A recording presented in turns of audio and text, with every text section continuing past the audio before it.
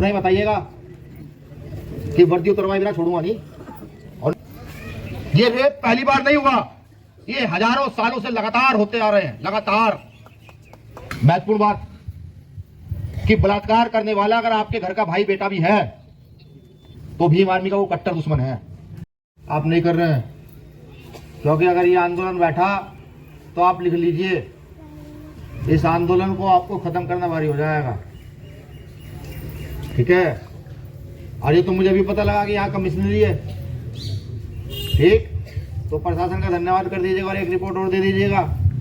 आपके जो कोई इंस्पेक्टर है वो भीम आर्मी को बहुत बड़ा अफसर बोलते हैं, हाँ जो भी है, दरोगा जी कुछ भी, उन्हें बताइएगा कि वर्दी उतरवाए बिना छोड़ूंगा नहीं। और एक चीज और बताइएगा कि जिस आदमी ने बात कही है ना, उसके पुरखों ने वर्दी पहनी है, मेरे दादा ने, मेरे परदादा ने, और मेरे पिता ने, और मेरे परिवार के सब लोगों ने वर्दी पहनी है, ठीक। अगर आज के बाद कभी किसी ने ये कहा ना, खासतौर से जिसने बात कही है कि वो ऐसा कर देगा नीले पड़ने के साथ, तो उसको याद कराइएगा जाकर के, लोगों को दिमाग तेरा ठीक किया जाएगा यहाँ करके। वर्दी हम लोगों की देना, हम लोगों के लिए है। वो अपने बाप के घर से टैक्स पैसे नहीं लेगा, तनख्वाह के लिए हमारा टैक्स का पैसा जा रहा है उसके पास।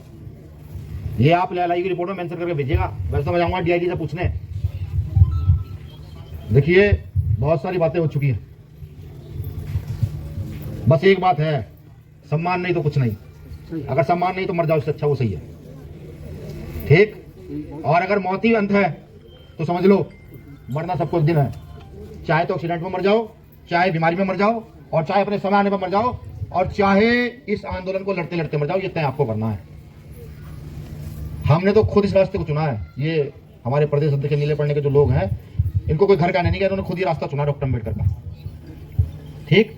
और जब ये रास्ता चुना, सबको पता है कि कब किसके साथ कहीं कुछ भी हो सकता है। पुलिस ना जाने मुकदमे लगाएगी, दूसरे लोग मार देंगे, कुछ भी हो सकता है। महत्वपूर्ण बात कि बलात्कार करने वाला अगर आपके घर का भाई बेटा भी है तो भीम आर्मी का वो कट्टर दुश्मन है। अगर आपके घर के बच्चे ने वैसा किया है किसी भी बेटे के साथ, भीम आर्मी को पता लगता है, तो भीम आर्मी उस प्रचंड ताकत से विरोध करेगी, इसका कोई कंप्रोमाइज नहीं किसी से। और बलात्कार करने वाले की कोई जाति नहीं होती, बलात्कार करने वाला बलात्कारी होता है। इस बात को सब दिमाग में सेट कर लो।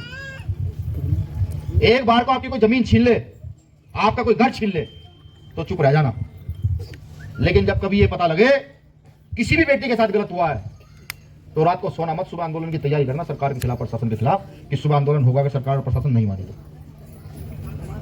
ये घटना गरीबों को कलंकित करने वाली घटना नहीं है, ये घटना यहाँ के प्रशासन को, यहाँ की सरकार को कलंकित करने वाली है कि एक नाबालिग बच्ची के साथ रेप होता है, उसको उठा के लेके जाया जाता है, उसकी हत्या का प्रयास किया जाता है, और चंद धाराएं लगा करके पूरा प्रशासन जोर लगा देता है कि वो लोग आखिर बचे तो बचे कैसे।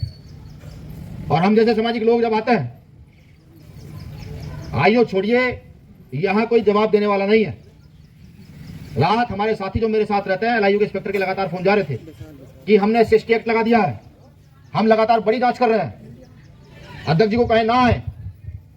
मैंने उनको कहा कि उनको समझाइए, मैं वहां कोई लड़ने थोड़े जा रहा हूं, या मैं वहां कोई किसी का मकान तोड़ने जा रहा हूं, नहीं, मैं तो उस परिवार को ताकत देने जा रहा हूं जिस बेटी के साथ ये हुआ, उसको लगे कि नहीं उसके पीछे उसके भाई खड़े हुए।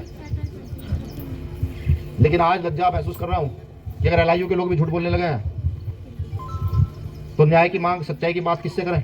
यहां कोई जवाब देने वाला नहीं है। 15 तारीख तक का समय है प्रशासन और सरकार पर।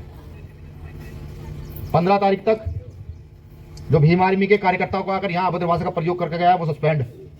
दूसरा, ये आप भी देखिएगा, ये बहुत सारे फोटो, अगर इन अपराधियों के संरक्षण में जो हथियार लेकर के साफ साफ दिख रहे हैं और प्रशासन मौन है, तो प्रशासन जवाब दे कि इन पर अब तक आर्म्स एक्ट लगा या नहीं लगा। ये सोशल मीडिया की फोटो है, मैं घर से नहीं लेकर आया।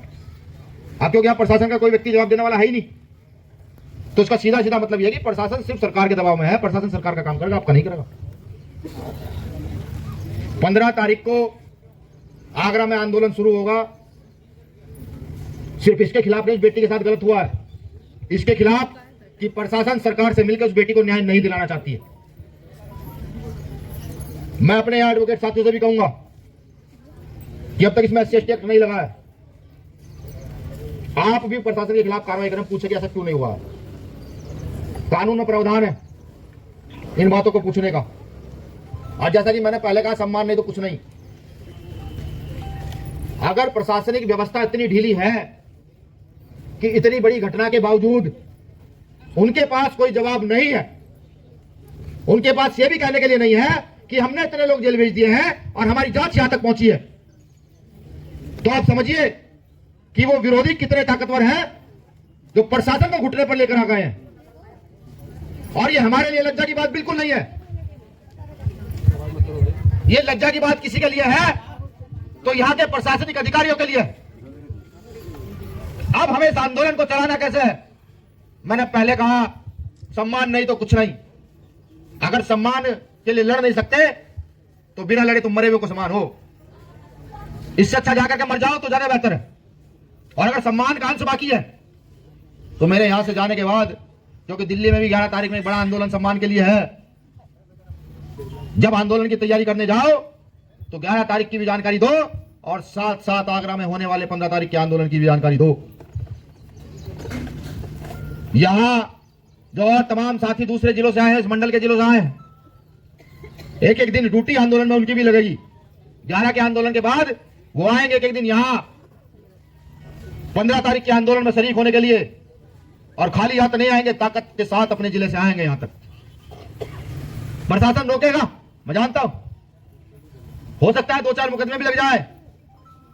अब क्योंकि पूर्वजों की व्यवस्था आगे बढ़ाई जाती है, अपने पिता की संपत्ति आगे बढ़ाई जाती है, और भीम आर्मी आपको संपत्ति के नाम पर सिर्फ मुकदमे देती है। न्याय के लिए लड़ने वाले को न्याय के लिए लड़ो और मुकदमे लो, और ये मुकदमे हर नीला पन्ना डालने वाले को बिना शर्त के स्वीकार करने की आदत डाल लेनी चाहिए। जिनमें क्षमता हो न्याय के लिए लड़ने की वो इस आंदोलन में साथ रहे, और जिनमें क्षमता ना हो लड़ने की वो अपने परिवार का भरण पोषण करके परिवार को अच्छी शिक्षा देने दिलाने का काम करें। ये तो तय हो चुका है कि इस देश की बहुसंख्यक आबादी जो इस देश की व्यवस्था को चलाती है, उसे हर बार अपने सम्मान के लिए लड़ना पड़ता है। चाहे वो 2 अप्रैल का आंदोलन हो, सम्मान के लिए लड़ना पड़े, चाहे अभी पीछे गए कि 21 तारीख का आंदोलन हो, चाहे गुरु रविदास का दिल्ली का आंदोलन हो, चाहे इस देश में होने वाले बलात्कारों के खिलाफ एक मजबूत आंदोलन। तो यह भी समझ लीजिए कि यह आंदोलन फिर से आपको लड़ना पड़ेगा। मुझे लगता है कि यहाँ जितने साथी बैठे हैं मिशनरियों में सबसे सीनियर है। सीनियर तो और भी साथी तमाम बैठे हैं, जैसे हमारे चित्तौड़ साहब हैं, मेरे सामने साथी बैठे हुए हैं। लेकिन मैं ये चाहूंगा, इस आंदोलन को युवा लीड नहीं करेंगे। इस आंदोलन की अग्रिम पंक्ति में कोई रहेगा तो श्याम प्रसाद बोध जी रहेंगे। इस आंदोलन का नेतृत्व श्याम प्रसाद बोध जी करेंगे, और इनके पीछे हम सब लोग ढाल बनकर मजबूती के साथ खड़े होंगे। अगर आप इनके नाम से सहमत हैं तो अपने हाथों को खड़ा करके बता दीजिए, तो इस आंदोलन में हम सब इनके साथ रहेंगे। दूसरा, अब इस जानकारी का गांव गांव तक पहुंचना जरूरी हो गया है। आपको समय मिल रहा है आंदोलन में 10 दिन का। आप गांव गांव जब जाएंगे तो प्रचार प्रसार कहेंगे कि नहीं, अब आगरा सिटी में संवैधानिक दायरे में हमें चलना है। यहां हमारे लीगल सेल के अध्यक्ष मैं उनसे निवेदन भी करूंगा कि आप पहले से ही प्रशासन को भी अपना लेटर दे दें कि यहां भीम आर्मी आजाद समाज पार्टी की सभी विंगों का आंदोलन संवैधानिक दायरे में होने जा रहा है, जिसमें हम टेंट गाड़ कर, तंबू गाड़ कर अपनी रोटी और आटा लेकर के वहीं बैठेंगे। सब लोग वहां चलेंगे और वहां रहेंगे। उसका प्री प्लान करके सबको दे दिया जाएगा। अब चूंकि मुझे नहीं लगता कि यहां आईपीएस रैंक के अधिकारी के पास भी कोई जवाब है इस रेप का। अब क्योंकि डीआईजी महोदय से समय लिया गया है, उन तक सूचना भिजवाई गई है। कमिश्नर साहब से कल हमने अपने साथियों से बात कराई तो उन्होंने कहा ठीक है, कल आइएगा, मुलाकात की जाएगी। लेकिन माननीय कमिश्नर साहब भी फोन नहीं उठा रहे हैं। अब डीआईजी साहब मिलेंगे नहीं मिलेंगे मुझे नहीं पता, मैंने सूचना भिजवा दी है। उन्होंने भी समय के लिए 1 बजे से 2 बजे के बीच का समय दे दिया। यहां से जो हमारी कमेटी है मैं उसे लेकर डीआईजी साहब से मिलने के लिए जाऊंगा। मैंने फिर कहा कि मिल पाऊंगा नहीं मिल पाऊंगा मुझे नहीं पता, क्योंकि जब सब लोगों ने अपने नंबर बंद कर लिए हैं, यहाँ जो आईओ है वो इस घटना के विषय में बताने के लिए तैयार नहीं है, तो ये तो तय है कि बड़ा ओल है, बड़े लोग इसके पीछे लगे हुए हैं। ठीक, लेकिन न्याय आसानी से नहीं मिलता, न्याय के लिए लड़ना पड़ता है। जब आप लड़ेंगे और आडंबर की व्यवस्था को पूंजी की व्यवस्था को तार तार करेंगे तो ऑटोमेटिकली न्याय आपकी ओर बढ़ेगा। माननीय चित्तौड़ साहब ने एक बात और महत्वपूर्ण कही कि जिनकी सत्ता होती है वो 10वीं पास को इंस्पेक्टर बना सकते हैं। जैसे हमारे प्रधानमंत्री ने बिना एग्जाम पास किए संघ सेवा आयोग का एग्जाम पास किए यहाँ कलेक्टर और आईपीएस बनाने का काम किया। यही कहा आपने चित्तौड़ साहब? हाँ, हमारे प्रधानमंत्री ने ये काम किया। ये बात मैं इस बीच में क्यों बता रहा हूं कि महापुरुषों ने एक बात कही, बात तो गलत है कि दूसरे लोग हमसे ये चाहते हैं या छूतों से कि हमारे बीच में चीफ लेबर हो, सस्ती लेबर हो। दूसरा शब्द मैं नहीं कह सकता, वो सब जानते हैं, वो ये लोग चाहते हैं। क्योंकि डॉक्टर अंबेडकर ने इस देश में लोकतंत्र की व्यवस्था की और लोकतंत्र की व्यवस्था करके डॉक्टर अंबेडकर यहां से चले गए। ये गलती उन तमाम लोगों की रही जो लोकतंत्र को समझते हुए इस व्यवस्था को स्थापित नहीं कर पाए। क्योंकि अगर हम लोकतंत्र स्थापित कर दिए होते तो आज मुझे यहां आने की आवश्यकता ना पड़ती। आज मुझे सिर्फ एक बार कहना पड़ता और यहां प्रशासनिक अधिकारी आते और पटर पटर करके सबको आपको बातों का जवाब देते। क्योंकि हम लोकतांत्रिक व्यवस्था से लगातार पिछड़ते जा रहे हैं। लोकतांत्रिक व्यवस्था का मतलब समझिए, जिसकी जितनी संख्या बारी उसकी उतनी हिस्सेदारी। इसका मतलब समझिए कि अगर आप अपनी हिस्सेदारी को बढ़ा करके अपनी ताकत जनसंख्या के आधार पर शोषित वंचित कमेरा किसान वर्ग के लोग एकजुट हो जाएं और यहाँ की सत्ता परिवर्तन छोड़िए, यहाँ की व्यवस्था परिवर्तन की ओर ध्यान दें। जब आप व्यवस्था परिवर्तन की ओर ध्यान देंगे तो सत्ता परिवर्तन हो जाएगी। और जब सत्ता परिवर्तन होगी, ये तय उन लोगों पर करता है जो सत्ता चलाने वाले लोग हैं। क्योंकि आज भारतीय जनता पार्टी की सरकार है और इस सरकार में कागज में तो लिखा हुआ है बेटियों का साथ और बेटियों का विकास, लेकिन जमीन पर बेटियों का बलात्कार, बेटियों का सर्व सत्यानाश और बेटियों की जो दुर्दशा इस सरकार में है वो सब किसी छुपी नहीं है। सीधा सीधा मतलब है कि जो रेप की घटनाएं हमारे साथ होती हैं, इसकी कहीं ना कहीं थोड़ी बहुत हिस्सेदारी हम भी है, जिम्मेदार हम भी हैं। क्योंकि हम एकत्रित होकर, इकट्ठा होकर अपनी व्यवस्था को जन्म नहीं दे पा रहे हैं, जो फूले साहब अम्बेडकर की व्यवस्था, जो बुद्ध रैदास नानक कबीर की व्यवस्था है। अब जिन्होंने रेप करना ही जिनकी हिस्ट्री रही हो तो वो रेप करेंगे और जिनका इतिहास समानता का रहा हो वो समानता का राज स्थापित करेंगे। ये रेप पहली बार नहीं हुआ, ये हजारों सालों से लगातार होते आ रहे हैं, लगातार। ये तो पहले न्याय भी नहीं मिला करते थे। बाबा साहब अम्बेडकर ने संविधान लिखकर समानता का अधिकार दिया तो जब जाकर के हम कहीं न्याय की डिमांड करने लायक हो गए, तब हमें समझना पड़ेगा। रोज रोज सड़क पर नहीं आया जा सकता, रोज रोज आंदोलन के लिए भी नहीं बैठा जा सकता। मैं जानता हूं मेरे परिवार गरीब है, सुबह शाम तक मजदूरी नहीं करेंगे तो शाम को चूल्हा नहीं जलेगा।